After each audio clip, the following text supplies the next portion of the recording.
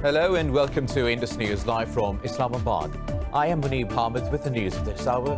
Let's begin with the headlines first.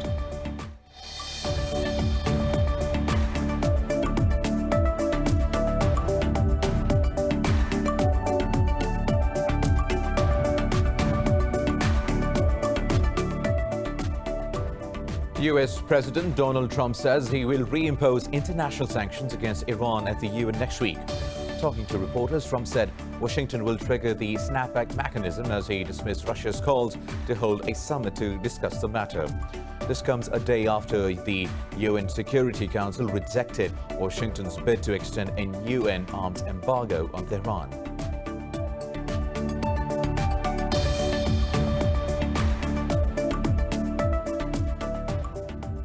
Globally, the novel coronavirus pandemic has taken over 770,000 lives and infected more than 21.4 million people.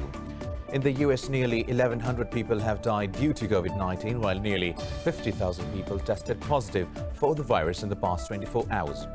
Meanwhile, Brazil has registered over 41,000 new cases and 709 deaths in a day.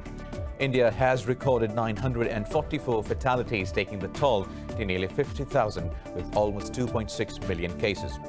In Pakistan, the death rate continues to decline as 6 people have died overnight, taking the tally to 6,168. Thousands of Israelis are calling for Prime Minister Benjamin Netanyahu's resignation over corruption allegations and his handling of COVID-19 crisis.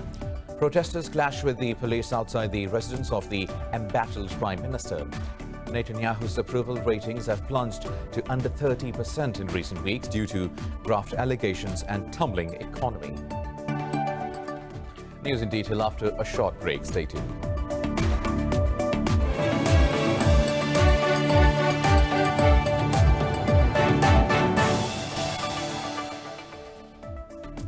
Welcome back. Now we'll have the news in detail. US President Donald Trump says he will reimpose international sanctions against Iran at the UN next week. Talking to reporters, Trump said Washington will trigger the snapback mechanism. Talking about Russia's call to hold a virtual summit on the matter, Trump said his participation was unlikely before the US presidential poll in November.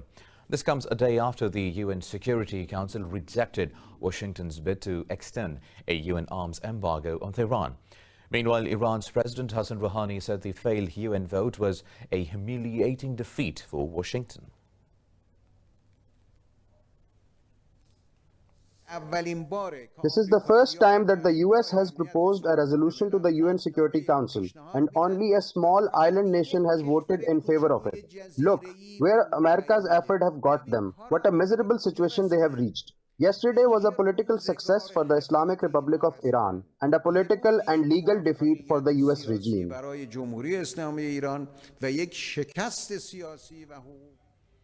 The US has called for political reforms in Lebanon, saying there can be no bailout. Undi's Secretary for State and Political Affairs, David Hale, said this in a statement at the end of his 3-day visit to Beirut. Hale said Lebanese leaders should pay heed to the legitimate voices of the people and put an end to corruption. He said the US will provide Lebanon with sustained financial support if it enacts systemic reforms. Hale said the endemic corruption in the Middle Eastern country has stifled it from realizing its true potential. The US official called for a thorough and transparent investigation into the August 4 Beirut port explosion.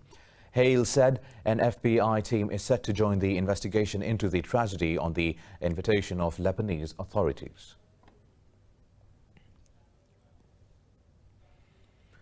Meanwhile, thousands of Israelis have called for Prime Minister Benjamin Netanyahu's resignation over corruption allegations and his handling of the COVID-19 crisis. Protesters clashed with the police outside the residence of the embattled Prime Minister. Details in this report. Netanyahu's approval ratings have plunged to under 30% in recent weeks due to graft allegations and tumbling economy. The economy is expected to contract by 6% and unemployment in the country stands at 21.5%. Protesters called Netanyahu a crime minister, criticizing the government over its failure to protect jobs and businesses. so many wrong things to his people, to us. The corruption is above of it, okay? He's corrupted, he's mean, he's cynical, and he's using us, and he's a thief, and he's a dictator. Simply as that, dictator. Netanyahu's right-wing party accused the left-wing faction of backing the riots while censoring the media over alleged anti-government propaganda. Moving on, globally, the novel coronavirus pandemic has taken over 770,000 lives and infected more than 21.4 million people. In the US, nearly 1,100 people have died due to COVID-19, while nearly 50,000 people tested positive for the virus in the past 24 hours. Meanwhile, Brazil has registered over 41,000 new cases and 709 deaths in a day. More details in this report. The coronavirus pandemic continues to wreak havoc across the globe as several regions face a re-emergence of the deadly disease. The virus has overwhelmed healthcare facilities and people's daily lives in Latin American countries of Mexico and Brazil. In the US, President Donald Trump lauded his administration's efforts to contain the virus, despite the Centers for Disease Control and Prevention warning of another deadly wave during the approaching fall season. If you look at these numbers, they're coming down very substantially. And I do believe that Americans, many are wearing masks, which is a good thing.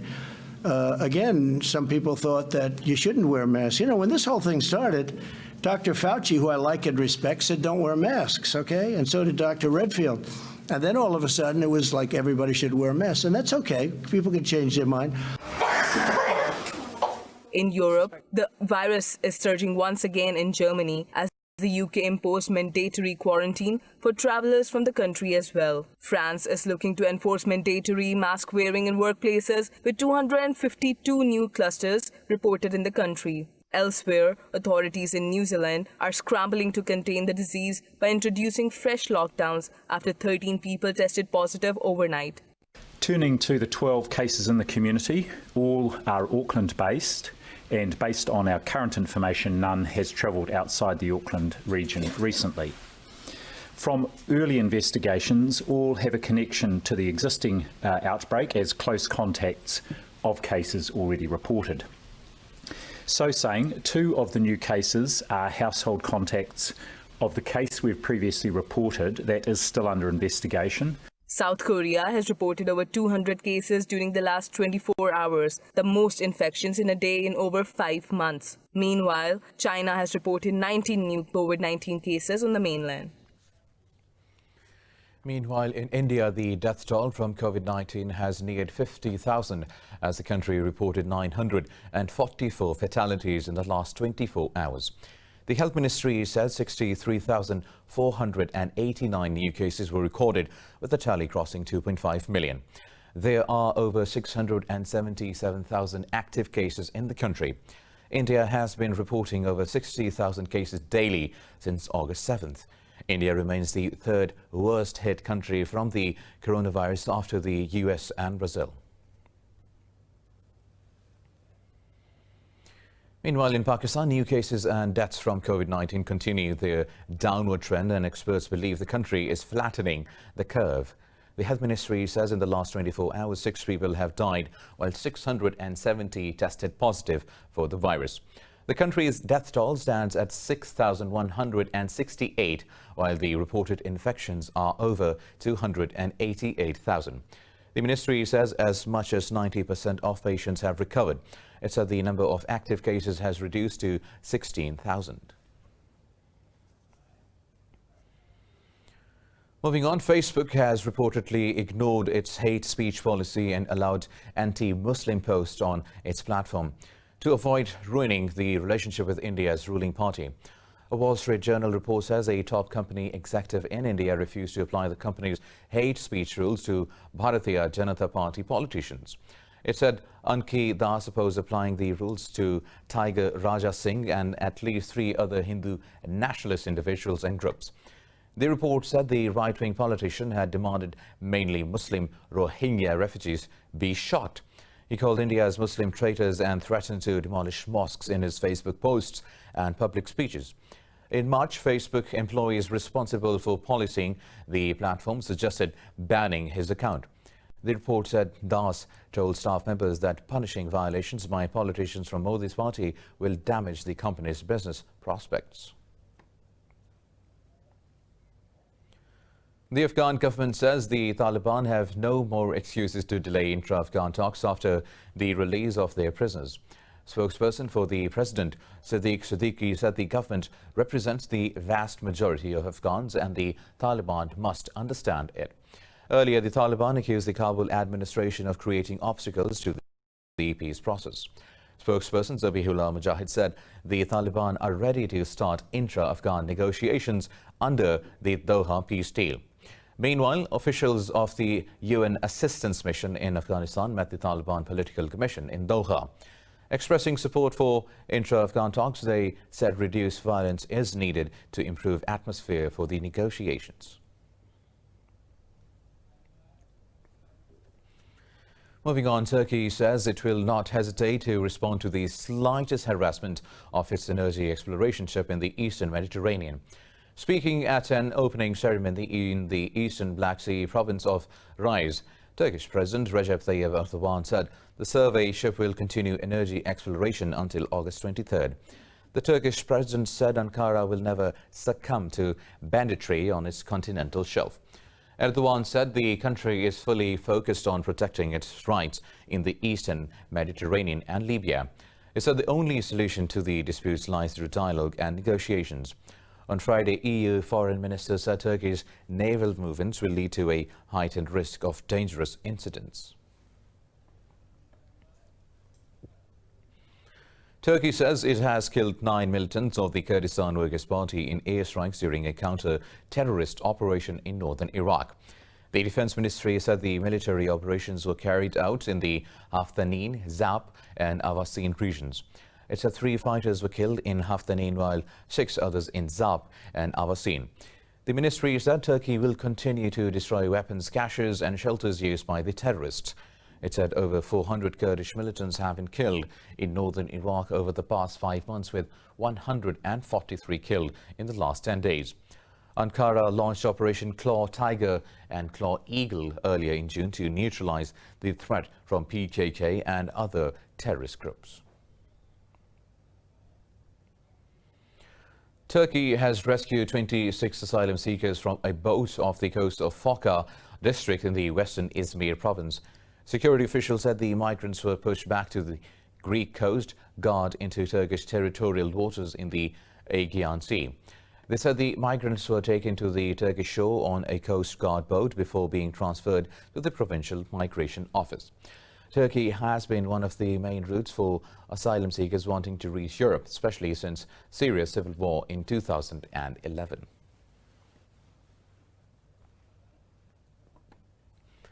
Now in Belarus, thousands of demonstrators have taken to the streets again to demand President Alexander Lukashenko's resignation over alleged rigging in last week's election. In response, Lukashenko declared that Russia's President Vladimir Putin has agreed to provide security assistance to restore order if Belarus requested. This comes after Lukashenko spoke with Putin on a phone call as he struggled to counter the biggest challenge to his 26 years in power. The result of the polls have been condemned amid widespread allegations of vote rigging.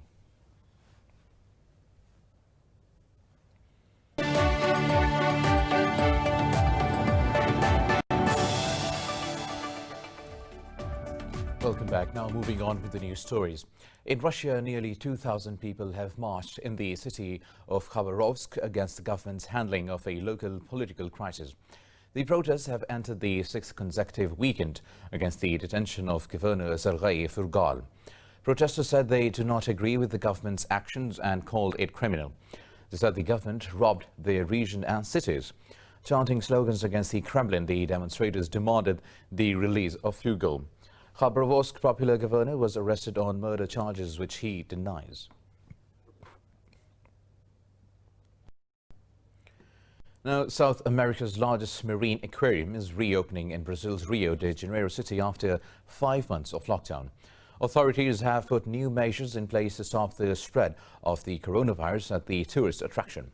More about the aquarium in this report. It will be a weekend of sharks, stingrays, and social distancing when Rio de Janeiro's acclaimed Aquarium reopens today after 5 months of lockdown.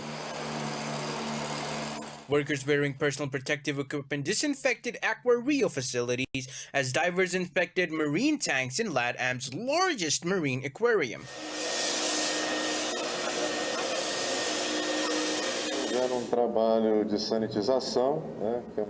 are sanitizing and disinfecting to protect the area and receive the public this weekend. This product is non-toxic. It has no toxic components. It is a special disinfectant to eliminate microorganisms, including the new COVID-19. It does not represent any risk to any organism. Rio's aquarium will reopen with limited capacity and will only allow 200 visitors per hour. Face masks, hand sanitizing, and social distancing will be mandatory to prevent coronavirus infections. We have been preparing for a few weeks. We have been training with the team. Our idea is to reopen cautiously and gradually. We are limiting the number of people coming in. Only 200 people per hour will be allowed into Aquario. In high season, we used to get over 1,000 people per hour. During the past week, many of Rio de Janeiro's famous tourist attractions have opened up again to visitors. Sugarloaf Mountain and Christ the Redeemer will once again allow tourist visits, even though experts warn Brazil has yet to hit the peak of the pandemic. Huzhou city in eastern China's Xinjiang province has achieved sustainable, high-quality and eco-friendly development. The city has been improved under the guidance of President Xi Jinping's concept of green development over the past 15 years when he was Xinjiang's party head. More about the eco-friendly city in this report. China's President Xi Jinping proposed the theory of lucid waters and lush mountains as invaluable assets for the first time in 2005. Since then, Huzhou city in the country's east has integrated the theory into its economic, political, cultural, social and ecological development. This has not only improved the local environment but also brought remarkable economic gains to the local people. Pan Chinlin, who runs an agritainment business in the village, said he can receive over 200 visitors every day at present. We can see picturesque sceneries by opening our windows and meet endless streams of guests once opening our gate. This is the happy life created by the President Xi Jinping's theory of lucid waters, and lush mountains are invaluable assets. Though influenced by COVID-19, the local tourism is picking up once again now that the epidemic is under control and the national economy is recovering. But the environment of the Yusen village, as well as the Huzhou city, used to be badly damaged 15 years ago due to excessive exploitation of mineral resources. Under the guidance of Xi's theory, Huzhou city abandoned the extensive mode of development and began to search for industrial transformation and upgrading. Every year, we would select at least 2 industries and carry out across-the-board upgrading according to the latest green and low-carbon standards. As for energy-intensive and high-polluting projects, no matter how large their scale or how profitable they are, we will not allow their operation whatsoever. With 15 years of environment restoration. Now let's have a look at the weather updates across the globe.